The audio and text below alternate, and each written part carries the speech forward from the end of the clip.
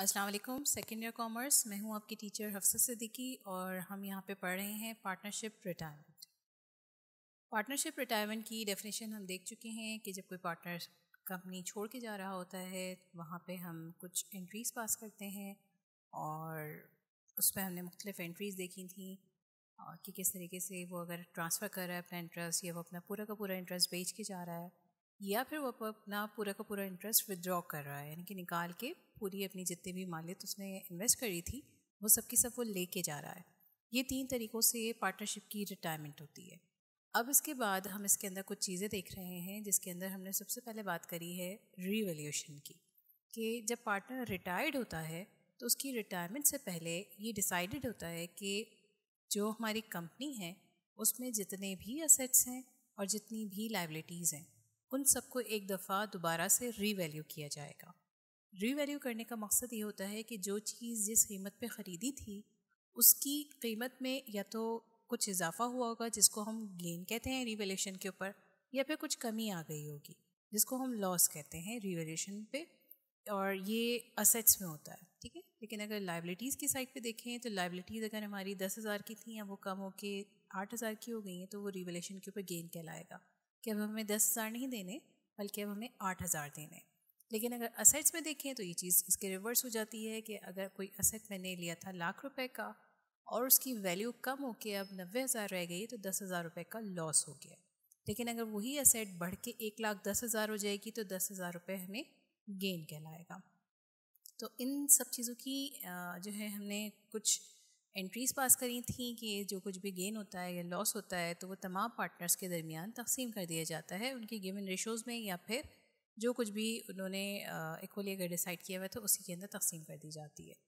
आज हम देखेंगे एक और चीज़ आपने पढ़ी है गुडविल, ट्रीटमेंट ऑफ गुडविल के बारे में, कि गुडविल अगर हो कंपनी की तो उसको किस तरह से ट्रीट किया जाता है। इसकी एक छोटी सी डेफिनेशन यहाँ पे देख लेते हैं पहले। When a partner retires, he also gets share in the goodwill of the firm. In this case, goodwill is treated as an asset and shall be distributed among all partners, including the retiring partner, in their profit sharing ratio. Goodwill account shall be shown in the new balance sheet. जब कोई partner retired होकर जा रहा होता है तो उसको goodwill में से भी हिस्सा दिया जाता है। गुडविल हमारी कोई भी कंपनी का अच्छा नाम, अच्छी साख, कुछ भी आप कह सकते हैं इसको, तो उसके अंदर से भी पार्टनर जो रिटायरिंग पार्टनर है उसको उसका शेयर दिया जाता है। In this case goodwill is treated as an asset. यहाँ पे हम गुडविल को एज अ असेट ट्रीट करते हैं। And shall be distributed among all partners, और तमाम पार्टनर्स के दरमियान इसको डिवाइड कर दिया जाता है, तकसीम कर दिया जाता है। और इसके अंदर हमारा रिटायरिंग पार्टनर भी शामिल होता है। किस हिसाब से तकसीम किया जाता है, या तो उनके कोई गिवन रेशो होंगे या फिर उन्होंने कहा हुआ होगा कि सब में इक्वली डिवाइड कर दे, तो वो भी डिवाइड कर दी जाती है equally. Goodwill account shall be shown in the new balance sheet, और जब ये गुडविल अकाउंट बन जाता है, पार्टनर रिटायर्ड हो जाता है, उसकी रिटायरमेंट के बाद एक बैलेंस शीट तैयार की जाती है जिस बैलेंस शीट के अंदर वो रिटायरिंग पार्टनर तो नहीं होता, लेकिन गुडविल जो कंपनी की क्रिएट हो चुकी होती है उसको हम एज अ असेट शो कराते हैं बैलेंस शीट के अंदर। अब ये सब किस तरीके से होता है, कैसे गुडविल निकाली जाए, कैसे उसको डिवाइड किया जाए और कैसे उसकी एंट्री की जाए, उसके लिए हम यहाँ पे देखेंगे problem number 9। Y, M and C were partners of a firm. Their sharing ratio is 3:2:1. Their last balance sheet stood as under. 3 partners हैं, उनका शेयरिंग रेशियो है 3:2:1 और उनकी बैलेंस शीट जो दी गई है वो कुछ इस तरीके से है, जिसके अंदर हमें कैश दिया हुआ है 2,90,000 का, कुछ रिसीवेबल्स थे कंपनी के 75,000 के, मर्चेंडाइज इन्वेंट्री थी 55,000 की, लैंड एंड बिल्डिंग थी 1,42,500 की, और अकाउंट्स पेबल थे 37,500 के। इसी तरह से वाई का कैपिटल था 1,90,000 का, एम जो कि हमारे अगला पार्टनर था उसका कैपिटल था 2,10,000 का, और सी हमारा थर्ड पार्टनर था उसका कैपिटल था 1,25,000। ये हमारी कंपनी की बैलेंस शीट थी रिटायरमेंट से पहले। अब कौन सा पार्टनर रिटायर्ड होके जा रहा है उसको हम यहाँ पे देख लेते हैं। It is agreed that M is to retire from the firm. M जो है वो रिटायर्ड होके जा रहा है कंपनी से, ठीक है। अब मज़ीद इसके अंदर कुछ रिक्वायरमेंट्स दी हुई हैं कि करना क्या है हमने, ये तो हमें सिर्फ डिटेल्स दी ना, अब हम देखते हैं कि कहा क्या जा रहा है. Give entries in journal to record the retirement of M and prepare balance sheet after retirement in each case separately. Journal entries pass करनी है एम की और बैलेंस शीट बनानी है, और यहाँ पे हमें केसेस दिए हुए हैं 2, और इन दोनों केसेस को सेपरेटली सॉल्व करके सेपरेटली इनकी बैलेंस शीट बनानी है. पहले केस के अंदर कहा जा रहा है कि M is paid from the firm's resources cash ₹2,35,000. Goodwill of the firm is to be recorded. अब यहाँ देखें आप, इसमें एक लास्ट में जो सेंटेंस लिखा हुआ है ना, goodwill of the firm is to be recorded, ये चीज़ हमें बता रही है कि यहाँ पे कंपनी के अंदर कोई उसकी गुडविल भी रिकॉर्ड की गई है, और जब गुडविल रिकॉर्ड की गई है तो जाहिर सी बात है वो पार्टनर्स को दी भी जाएगी. ठीक है, तो एम जो है जब वो कंपनी छोड़ के जा रहा है तो उसको कंपनी की रिसोर्सेज से कैश दिया जा रहा है 2,35,000 का. लेकिन अगर आप देखें कि इन्वेस्टमेंट आप कह लें, एम की इन्वेस्टमेंट थी 2,10,000 की, लेकिन जब ये कंपनी छोड़ के जा रहा है तो ये लेके जा रहा है 2,35,000. तो ये जो इजाफा है ये किस खुशी में है, मतलब क्यों इसको ज़्यादा दिया जा रहा है? तो इसके लिए समझने के लिए हम यहाँ पे गुडविल के कॉन्सेप्ट को देखेंगे, क्योंकि कोई भी चीज़ इजाफी अगर दी जा रही है और साथ में मेंशन भी कर दिया है कि गुडविल रिकॉर्ड की जा रही है, तो इसका मतलब जितना भी एक्सेस अमाउंट दिए जा रहा है वो इसकी गुडविल के अकाउंट से जा रहा है. नेक्स्ट केस है M is paid from the firm's resources cash ₹1,50,000 and equipment costing ₹90,000. Goodwill of the firm is to be recorded. अगले केस के अंदर फर्म्स की रिसोर्सेज से दिए जा रहे हैं 1,50,000 और इक्विपमेंट भी दिया जा रहा है 90,000 का, और goodwill of the firm is to be recorded, और इसके अंदर भी मेंशन कर दिया गया है कि एक फर्म की गुडविल रिकॉर्ड की जा रही है. लेकिन ये सेंटेंस बहुत ज़्यादा इंपॉर्टेंट है, इसकी समझ आपको आगे आने वाले लेक्चर में पता चलेगा कि क्यों इम्पॉर्टेंट है ये, क्योंकि हम 2 चीज़ें देखेंगे, एक हम देखेंगे गुडविल और एक हम देखेंगे बोनस. जहाँ कहीं भी गुडविल रिकॉर्ड की जा रही होती है वहाँ पे मेंशन कर दिया जाता है, और अगर ये सेंटेंस ना हो लेकिन पार्टनर जो रिटायरिंग पार्टनर है वो फिर भी कुछ एक्सेस अमाउंट लेके जा रहा होता है, तो वहाँ पे उस सूरत हाल में हम खुद से गुडविल को रिकॉर्ड नहीं करते, बल्कि हम उसको एज अ बोनस ट्रीट करते हैं. ठीक है, ये मैं आपको आगे जब लेक्चर आएगा बोनस से रिलेटेड तब मैं एक्सप्लेन करूँगी. अभी हम इसको गुडविल को समझते हुए आगे बढ़ते हैं. तो यहाँ हम इसके सोल्यूशन की तरफ आ गए. In the case of retirement goodwill of the firm may be calculated on the basis of profit and sharing ratio of retiring partner, and goodwill shall be distributed among all partners including retiring partner. आपने retiring partner को ऐसे ही नहीं भेज देना है, आपने retiring partner को भी गुडविल में से उसका शेयर देना है, उसके बाद ही वो छोड़ के जाएगा. ठीक है, अब गुडविल को निकालने का तरीका देख लेते हैं केस 1 की मदद से.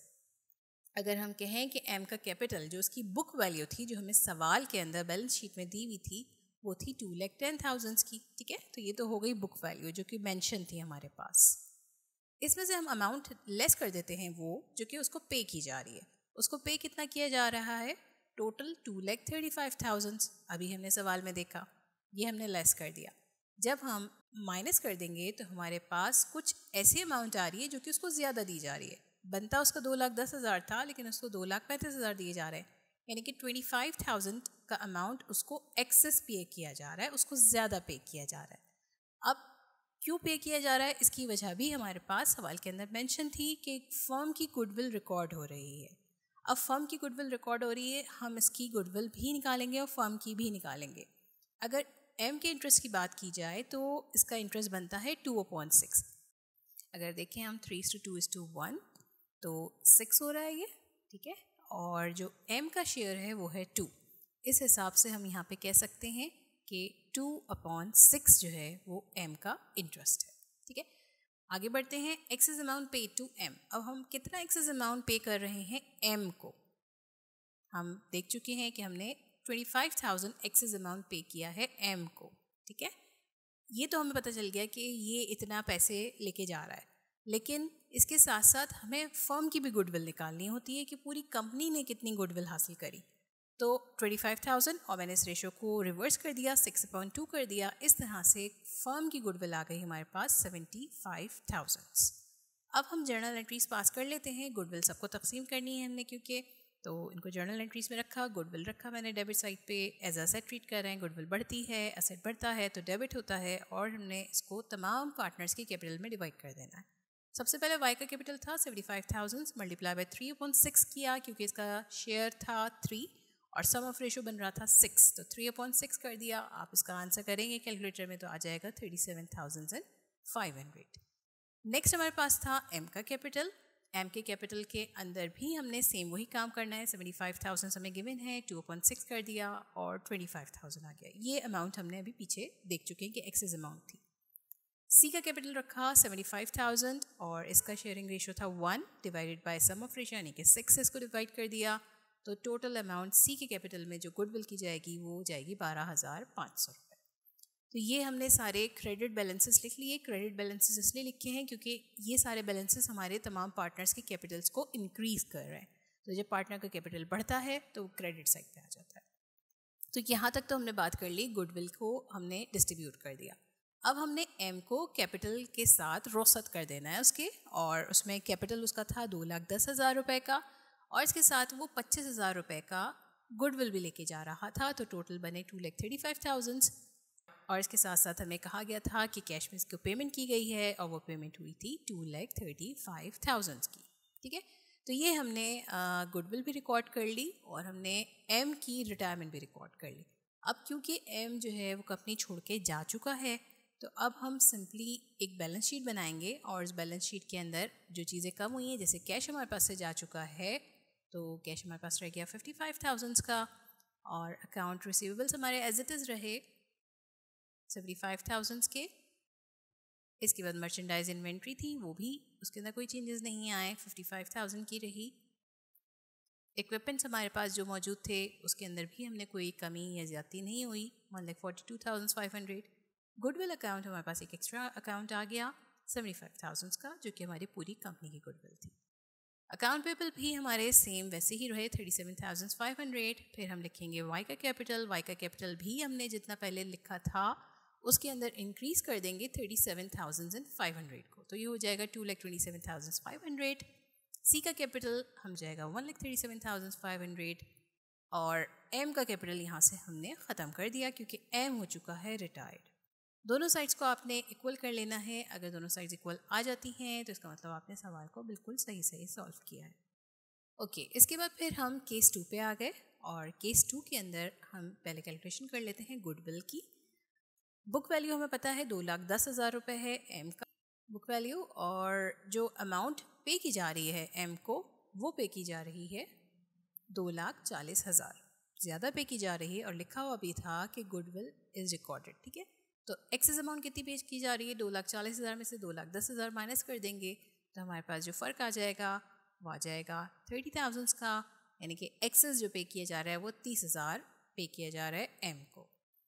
अब ये तो हमें पता चल गया है कि ये एम की गुडविल है, लेकिन हमें कंपनी की गुडविल नहीं पता। उसके लिए हम सबसे पहले थोड़ी सी वर्किंग कर लेते हैं। इंटरेस्ट रखते हैं एम का इंटरेस्ट अभी हमने देखा था 2/6 था, 2 उसका शेयर था और सम ऑफ रेशो 6 था, वो रख दिया हमने यहाँ पे।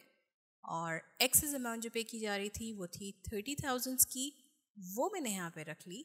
अब क्योंकि मुझे कंपनी की गुडविल मालूम करनी है पूरी, तो उसके लिए मैं रखूँगी गुडविल ऑफ द फर्म और 30,000 को मैं मल्टीप्लाई कर दूँगी रिवर्स रेशो से, यानी कि 6/2 से मैं मल्टीप्लाई कर दूँगी, तो टोटल हमारे पास कंपनी की गुडविल आ जाएगी 90,000 की। अब हमने सिंपली इनकी जर्नल एंट्रीज पास कर देनी है, जैसे अभी हमने पिछले केस के अंदर किया था। सेम उसी तरीके से मैं गुडविल को ले लूँगी डेबिट साइड पे। गुडविल हमारा असेट है, 90,000 से लिख लिया मैंने इसको डेबिट पे। फिर वाई, एम और सी के कैपिटल्स के अंदर डाल देंगे, यानी कि 90,000 का 3/6 कर लेंगे। सेम इसी तरीके से हम एम के कैपिटल में 90,000 का 2/6 कर लेंगे, वो 30,000 आ जाएगा। और थर्ड हम सी के कैपिटल के अंदर 90,000 का 1/6 कर लेंगे, जो कि 15,000 आ जाएगा। ये सारी हमारी डिस्ट्रीब्यूशन हो गई। अब हम एम को रिटायर्ड कर देते हैं। 2,10,000 के अंदर हमने 30,000 ऐड कर दिए, 2,40,000 आ गए, और कैश हमारे पास से चला गया 1,50,000 का, जो कि डिसाइडेड था, और इसके साथ बाकी वो इक्विपमेंट लेके जा रहा था 90,000 के, वो इक्विपमेंट भी हमारे पास से चले गए। दोनों चीज़ें क्योंकि हमारी असेट थी, असेट कम होते हैं तो क्रेडिट साइड पे आते हैं, और M का कैपिटल क्योंकि कंपनी से जा रहा था इसलिए इसको हमने डेबिट साइड पे लिखा, क्योंकि कैपिटल कम होता है तो वो डेबिट साइड पे आ जाता है।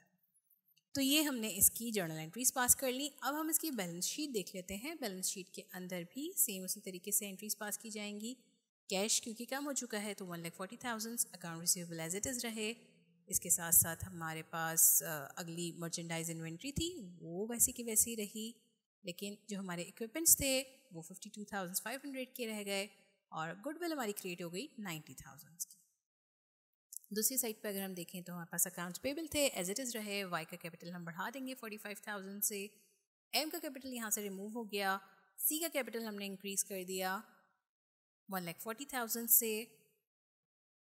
और इस तरीके से अगर आप इन दोनों साइड्स को इक्वल कर लेते हैं तो अब हमारे पास जो कंपनी की वर्थ बनी वो बनी 4,12,500 की।